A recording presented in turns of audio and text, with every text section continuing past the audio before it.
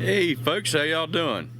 Doing a video on solar and wind home power bill, and just want to give you some latest updates for the month of June so far. So yeah, we're gonna let you see what's going on here, and we'll go from there and just let you know some updates. The temperature, weather has a whole lot to do with the solar. High heat, solar panels don't do as good. It's all what you make it. We had some wind this month that helped out the bill a lot. But you know, if you're not making a whole lot of power on these sunny days or cloudy days, you're probably not going to do as good on the solar. But it all depends on the weather. So my advice, if you have a solar system, get you a nice weather station. Get you like a Davis weather station. Very helpful, because weather is a key. The wind, temperature, humidity, everything has an effect on solar panels. Temperature,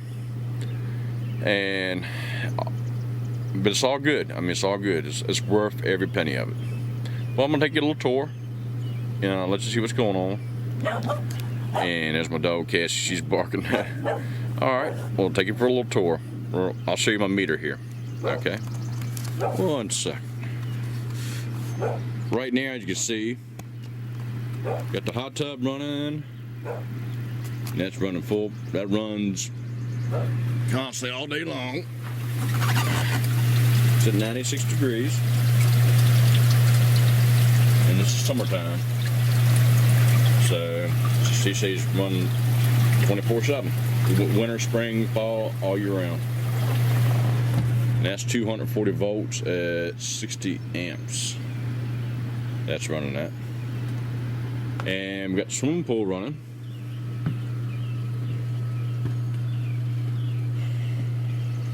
And the last video I showed you. And we got the pump running to that. Spider web. But yeah, it's a saltwater system pool.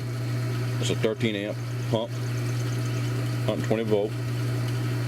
And here's my saltwater generator down here. That burns a little bit of juice. And that is my 3-ton carrier unit. Carrier 3-ton Performance 15 series. Nice unit. And we run irrigation in the mornings from our well. And that's 240 also. Well, I'll show you exactly what it is, what we're running. All right, let's take a walk inside. And right now it's 5:31 in the afternoon, and we're making power. And you can see the conditions outside right now. It's one of those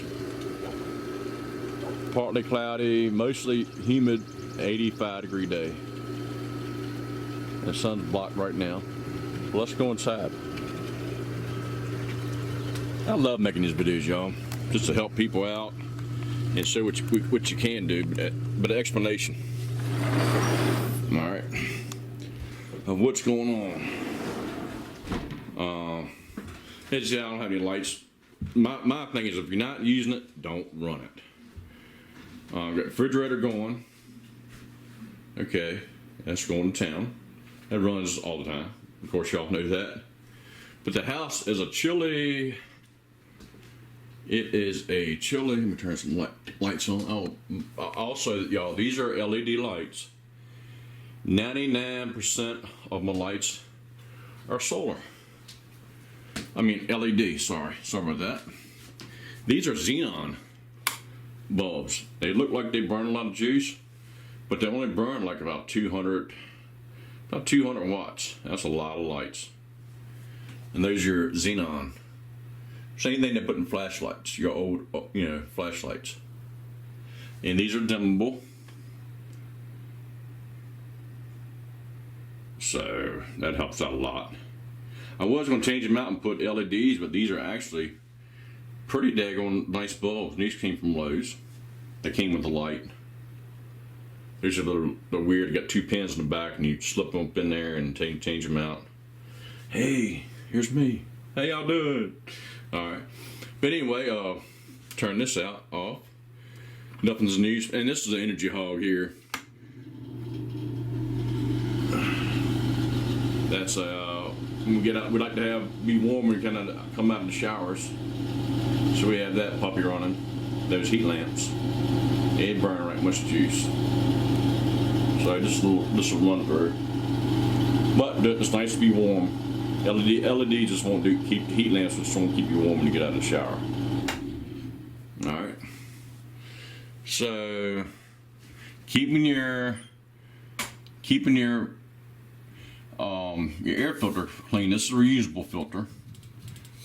Keeping this clean. I got a video on YouTube about this. Keeping that clean is a must to help your bill out. And we run HVAC. And we run window units, but they're out in the outside buildings. But and right now the air conditioner. I'm gonna do that for. Cool. Okay. The air conditioner's on right now. Hit the wrong button. I just want to light it up to see what y'all thought.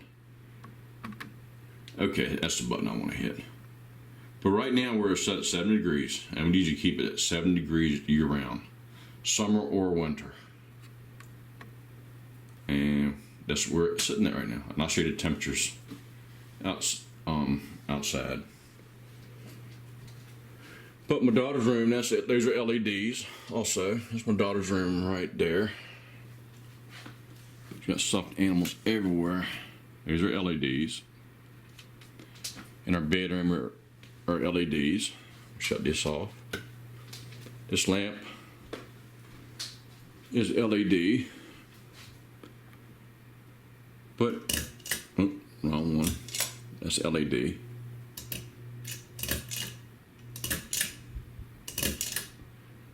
Right. Okay.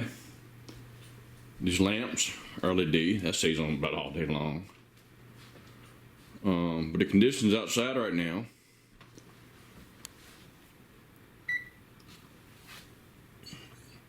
(84.9).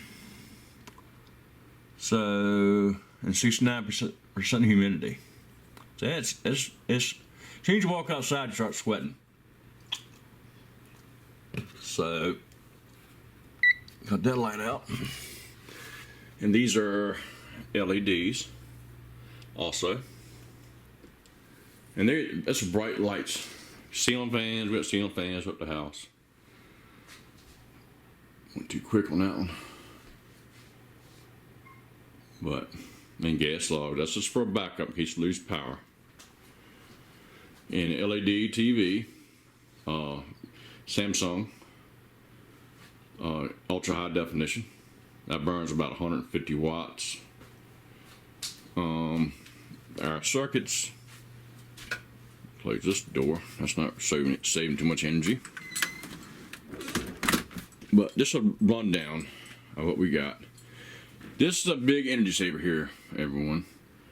We have set it's 116 degrees. It's a stable Electron Tempera Plus. It's a nice unit. And this thing I'll show you what our circuits are. Our range used to be there. Now we run a propane. In case when we get power outages, we can still cook. All right. But the hot tub is, I'm sorry y'all, it's 50 amps. 50 amps at 240 volts. Our hot water heater is 125 amps at 240. My shed, that's where I got the solar coming in at to feed this panel. That's 60 amps at 240 volts. The pool is a 20 amp breaker at 120 volts. Let's see here.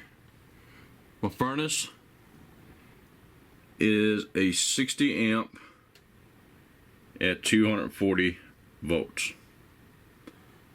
And my dryer is a 30 amp, that's right here, 30 amp at 240 volts. AC, air conditioner is 30 amps at 240 volts. and the rest are just, okay, the well, we use that one too. That's 20 amps at 240 volts. So those are all our big, so that's what we use. And we have our main right there.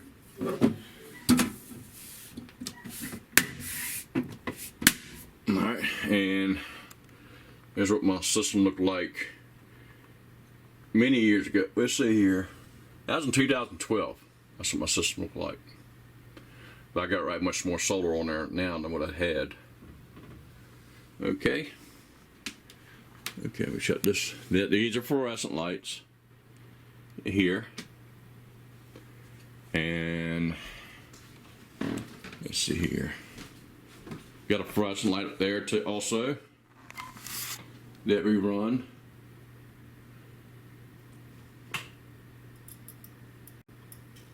That's the energy saver. Actually, fluorescent is. And this big one up here is a fluorescent also. Okay.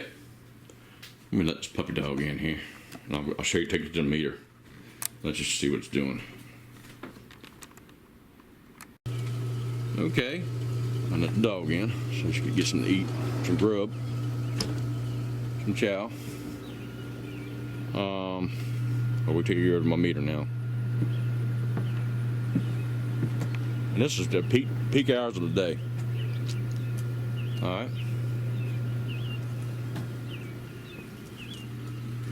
Okay, the air conditioning's running, the pool's running, everything is running. Let me hold this with my finger here, we get this thing steady. It's freehanded, it's tough sometimes.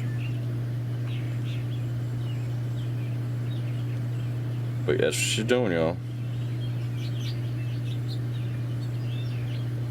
Ooh, I'm shaking like a fiend. But anyway, y'all, I'll fix that in the video, edit it out. Now there's my main breaker coming from my solar PV. It's 60 amp, 240 volt, and that is fused. Alright. Alright, and let's see here.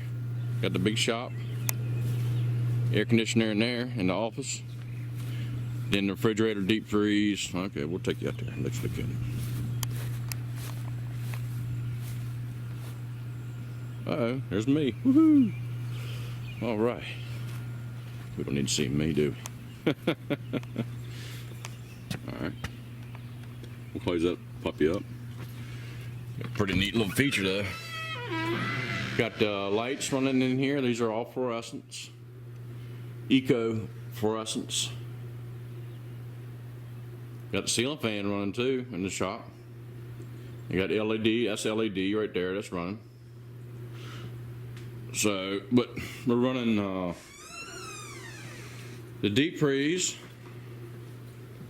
refrigerator, right here, and in here. We're running all that.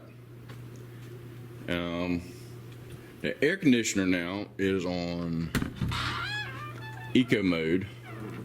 So that's not really running at the moment, but it is set at, this puppy is set at 71 degrees. Okay, but it's nice and pretty nice and cool in here. So I'll let you see that. Temperature in here is 77.5, but it feels, but it's 51% humidity in here. It feels nice. That's 84, like it says, 85 degrees outside with 69% humidity. So, just to give you a rundown. Alright. So, but it still uses power. And when we go to welding, which I don't weld every single day, just when I got to do a project or teaching somebody how to weld, I got 4 weld machines. So, just give you a little rundown. Run the compressor. I got a 100 amp service out here. And I'm glad I checked this. if you keep the air shut off, it doesn't leak any air out the, well, if you let it, and I got it shut on, well, it's on auto now. So I'll shut that on off, that'll help save power. So when it gets that low, then I'll turn my switch on right there.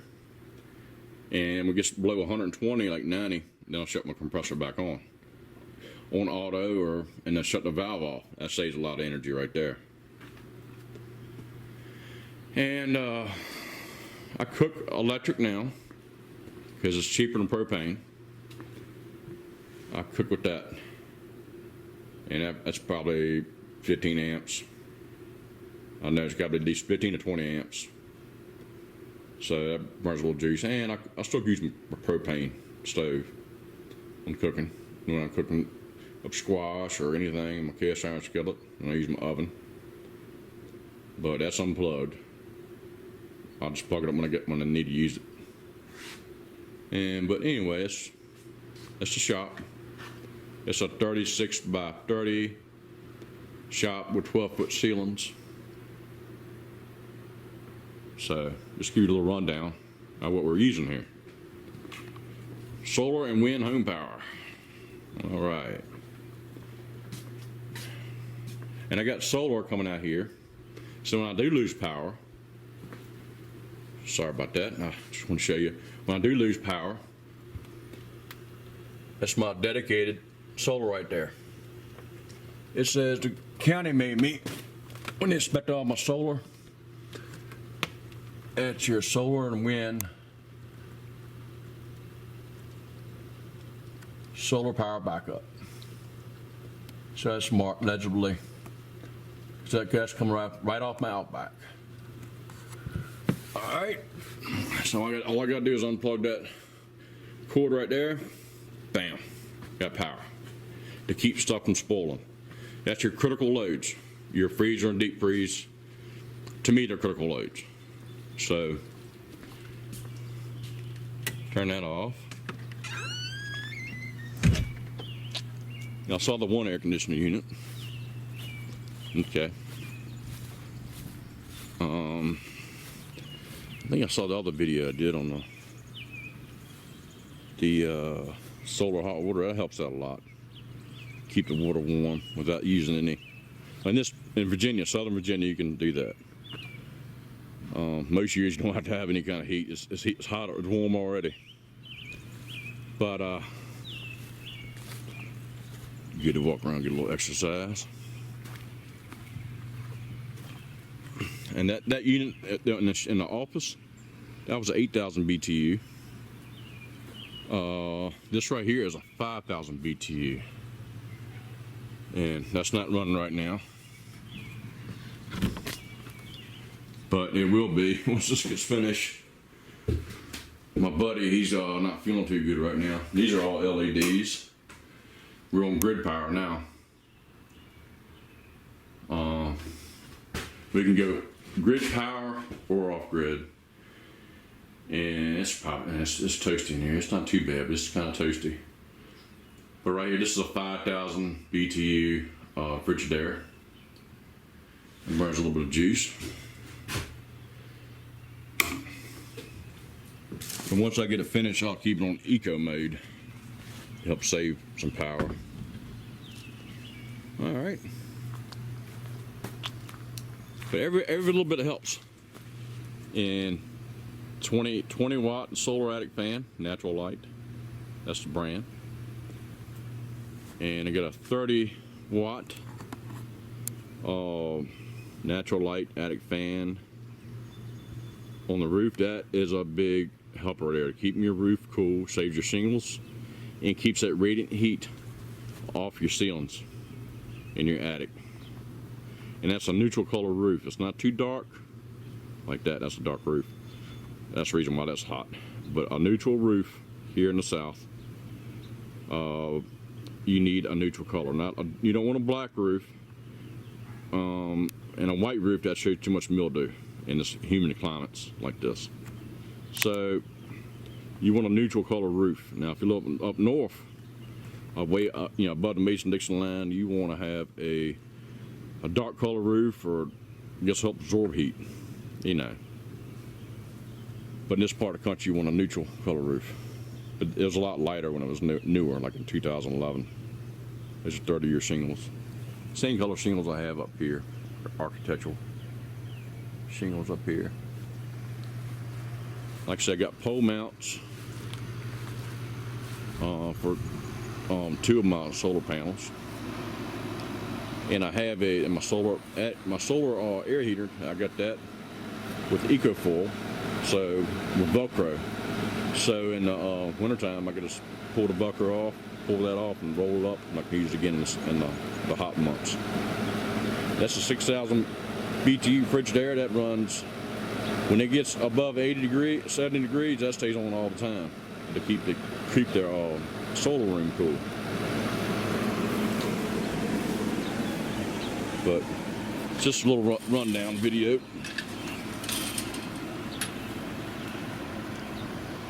And this is what we got. Got a piece of trash laying right here. Sorry about that. Shouldn't be doing it while I'm videotaping, but yeah, it's 5:50 in the afternoon, and we're kicking some solar on June 24th, 2016. We got some right good wind yesterday. We had some front come through yesterday. We had some good winds yesterday, enough to make some power, noticeable power anyway. But wind's kind of like one of those things. Dang, if it's windy, dang, I wish I had wind turbines. Then you see a week without any wind, you're like, man, why do I have the wind turbines? But they're good. They're good all the way around. I like wind. Wind's good, especially in the wintertime. Fall, winter, and spring, we get our windiest months in Virginia, that is. All right. So, all right, we'll take you inside and let you see the power bill and the batteries. And I'll explain something to you about the batteries that I'm using.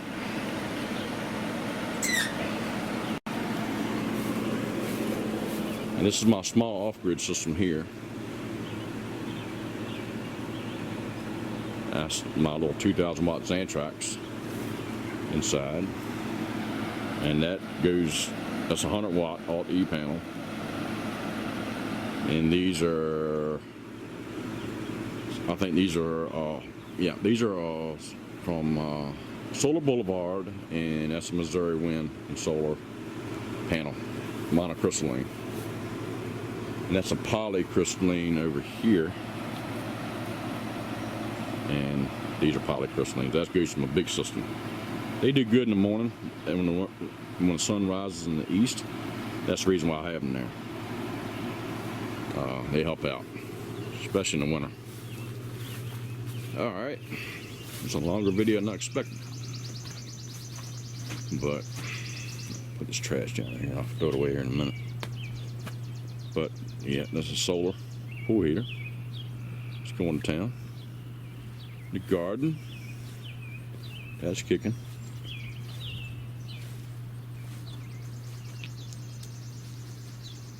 And here's all my circuits. Well, y'all seen this before many a time. But my solar, from my solar power, from my inverter, that produces all my power for me and the solar panels. That right there is OutBack power. GVFX 3524 OutBack power. And little girl's playhouse. That's right here. That's a 20 amp circuit. That's actually a 20 amp double pole, but it's only 120 volt out there. Anyway, we'll shut that up. That's my switch. That switch from grid tie to off grid when we lose power. All right. All right, let's go into the heart of the system.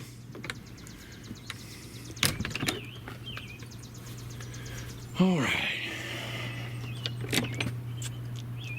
And this system is 2,690 watts. That's all the solar panels that go to my OutBack, that is. And with the wind turbines, I think it's 2,690 plus 2,000 watts. That's 4,690 watts all together that I'm capable of making. In the wind turbines, when you make a lot of, get a good wind, good gusts of wind, that's like the solar age effect. So it works kind of the same way. All right.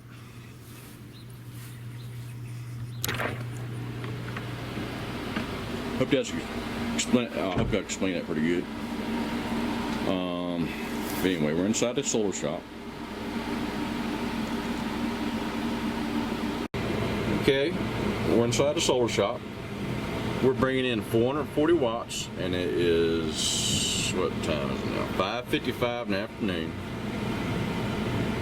That's a flat array. You can see the voltages. Those are tied in series, parallel, 3 and 3, 3 panels tied to one another, and three on one another set going to my MidNite my MidNite solar combiner box.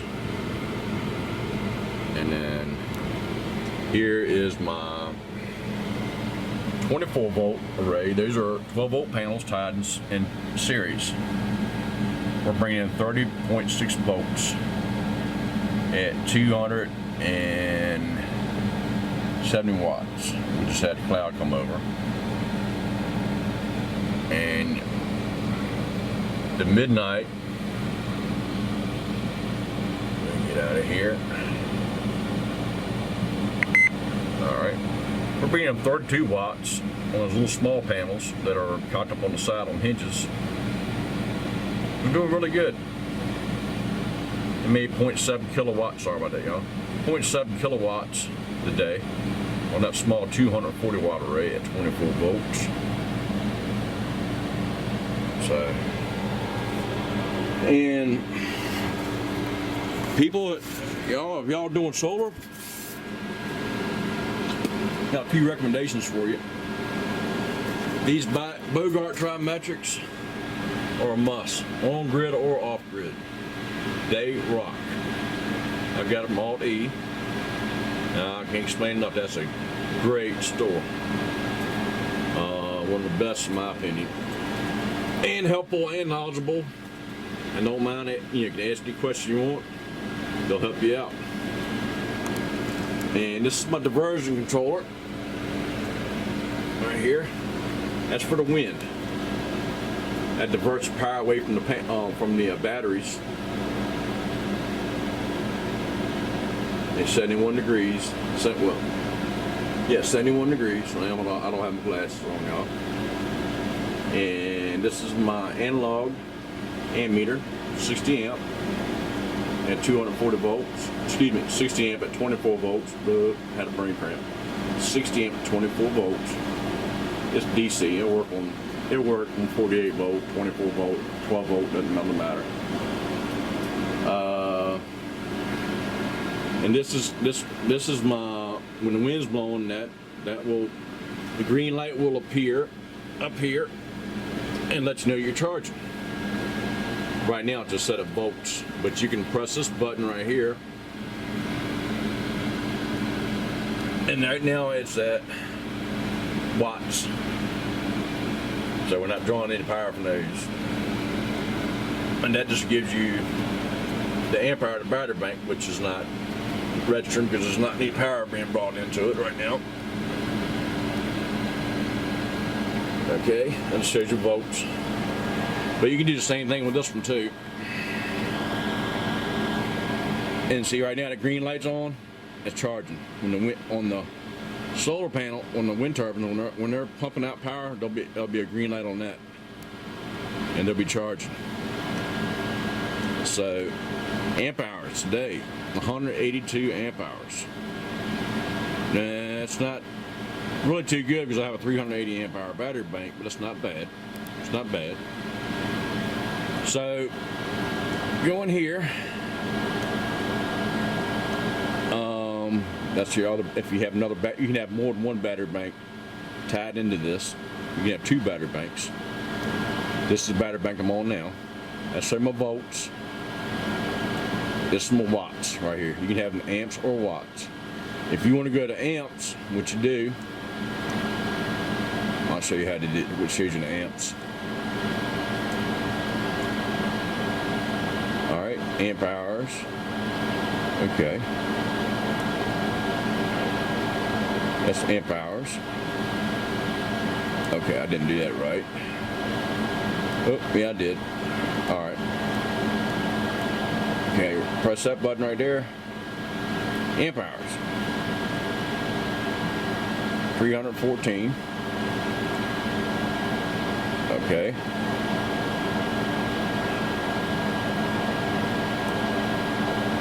Oop. Let's see here. Didn't do that right. Okay, I got it now. I had a brain cramp, y'all.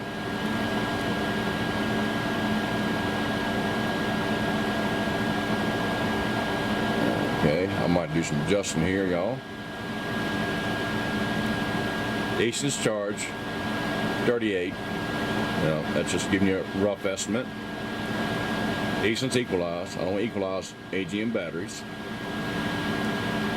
Amps. Okay, right now we're bringing in 13.9 amps. Okay. And that could be, you know, that's good to have. Anyway, that's battery bank 2, and we're on battery bank 1. We'll go to watts. All right.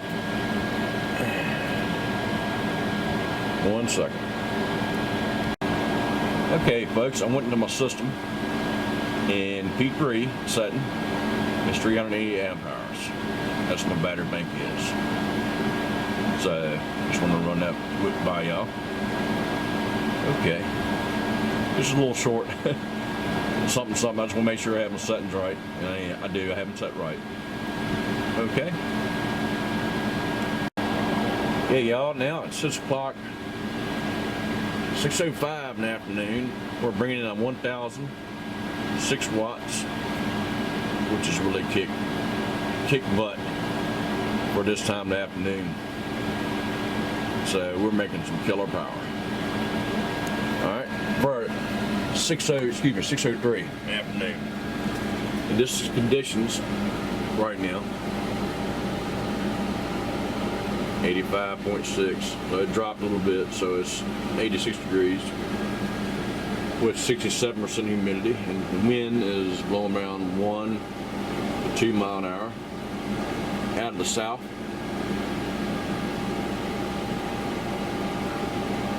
Max temperature out there today was 86. So anyway, here's the meter. Sorry about that. When that meter's spinning, y'all, she is making power. And this is a must have. I think it is. If you got on-grid or off-grid power. You have your analog meter to show how much power you're bringing in, you know, or going out. It's a good thing to have.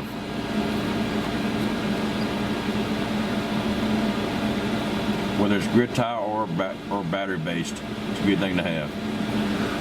Okay, let's look at the batteries. I'm going to tell you a little secret about these batteries also. Okay, these are the same type of batteries that they put in ups or on telecommunications, like cell phone towers or landline towers, this and that, landline telephone or cell phone towers or any of that kind of satellite stuff. But these are grid hybrid batteries. They can go 18 months at, I think, 68 degrees Fahrenheit or around 20 degrees Celsius without having to be charged. These batteries can sit, standalone batteries, they can sit for 18 months without needing a charge. That's the beauty of these batteries. They don't have to be cycled every day. A lot of batteries, if you don't cycle them, certain AGMs or certain flooded lead acid batteries have to be cycled. These don't. That's why they're more expensive. That's the reason why they last 20 years. If you lose power once, twice, 3 times, or 4 times a year, if you do the calculations right, these batteries last you up to 20 years. But if I'm around 20 years, I'll definitely be making a video of these batteries. Let you see how they're doing. And as you see down in here, that is my air intake. Let me use my head here. That's my air intake down there for my batteries, keep them cool. And over here is my exhaust to keep the batteries cool. And these are AGMs. All right, I'll show you how safe they are. All right, don't try this at home, y'all. See that? These right here are the little small vent holes. These are valve regulated batteries. These are safe with a spark. So don't try that at home, y'all. That's for demonstration purposes only. But I wouldn't do that with a lead acid battery. A flooded lead acid battery, that is. All right. But don't try that at home, y'all. Conditions got to be right. Not enough oxygen flow or this and that. But I got air flowing through there. All right. Now let's get to the power bill. All right. Y'all ready? All right. Here we go. Okay, I'm back. All right. It's now 6:15 in the afternoon, and we're cranking out 500, 600 watts. It's cloud edge effect. It's coming and going and all that good stuff. But the meter is still spinning, as y'all can see. We're pumping out the power.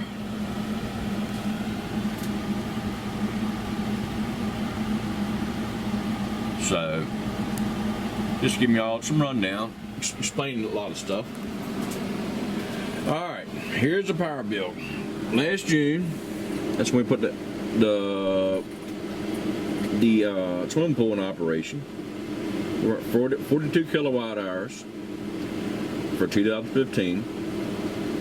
This June we burnt, of 2016, we burnt 59 kilowatt hours.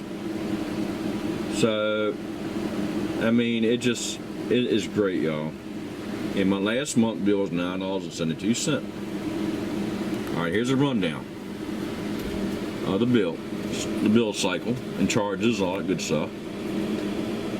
All right, well, that's credit from last month.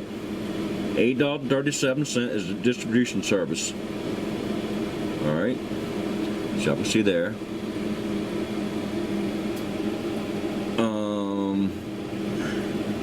Electric supply service is $2.94. Generation. Let's see. No, excuse me. Electric supply service is $8.37. Sorry. And distribution service, that's all added together. Generation, $2.94. That's from the power station, where I used to work at. And transmission, going to the power lines, is 78 cents. All right. And fuel is a fuel I guess they use to get the power out here. The fuel for the generation, that's added in there also. And that's $1.42. Sales, use, and surcharge, 3 cents. All right. State local consumption tax, 9 cents. Okay, so that means, well, I got to add that because that's part of the power bill. But the Chester County utility tax, you're always going to have utility tax. as long as you're on the grid. And up here,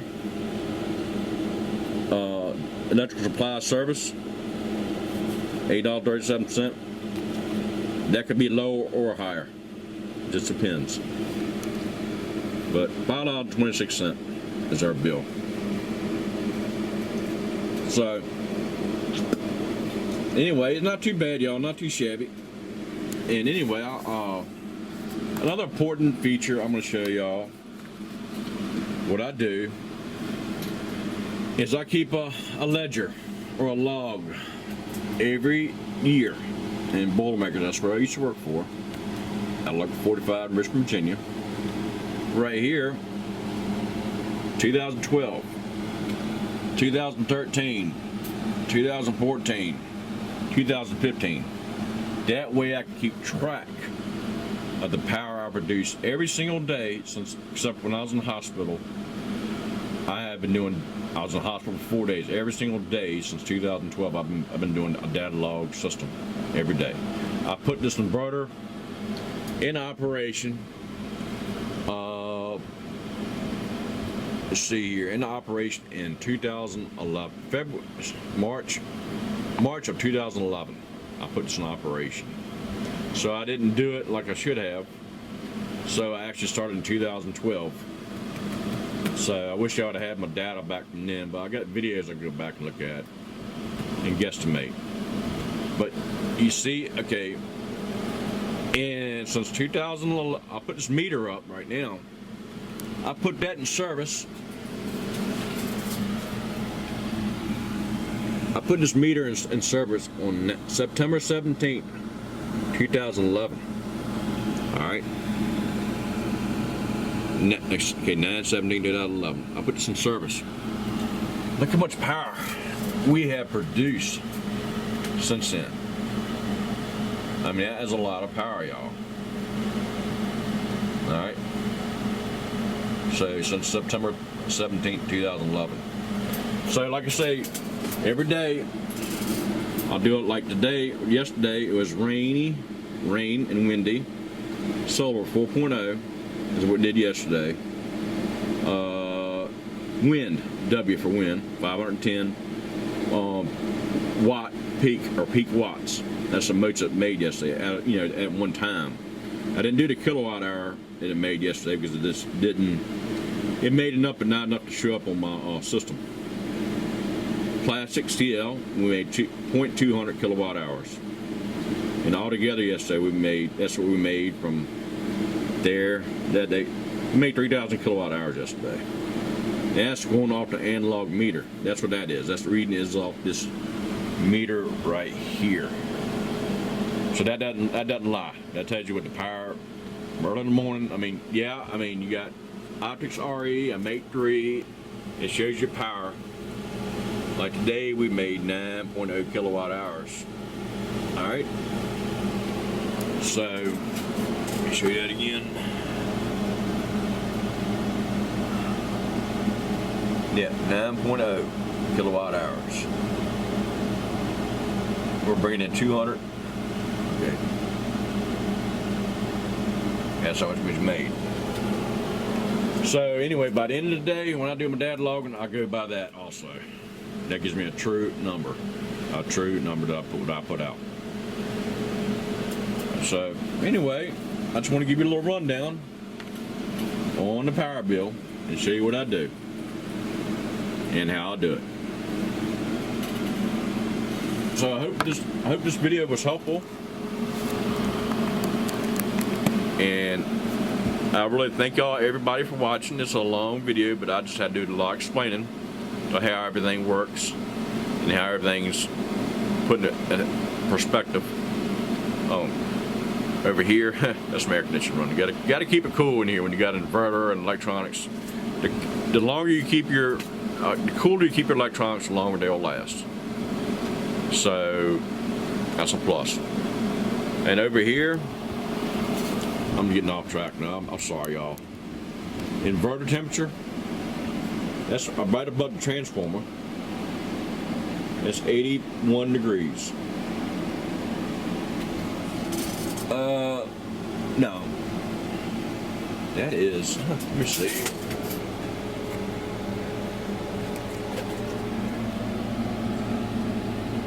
Yeah, out it's 80.6. The temperature inside here is 72.9 or 73 degrees. The actual transformer temperature, it gets up here, around, and boom. That sensor sits right above where the transformer is with this OutBack inverter. That's the actual temperature of this inverter right now. So the cooler you keep that, just like wind turbines, the more power and the better your equipment will work, your inverter will work. So, and I got a fan blown on also. Getting off track again, but can't help it. I got a Honeywell Turbo Breeze fan blowing down on my inverter also, and shoots right down here. Bam! And it hits my charge controllers. The fans never come on. Those charge controllers, because I got air constantly flowing around. But my battery is getting to go dead, y'all. So I hope this was a helpful video. Thank you for watching. Please subscribe. Questions or comments, I'm here all the time. Give me a holler. All right, y'all. Thanks for watching. Please subscribe. God bless Semper Fi. All right, now. Over and out.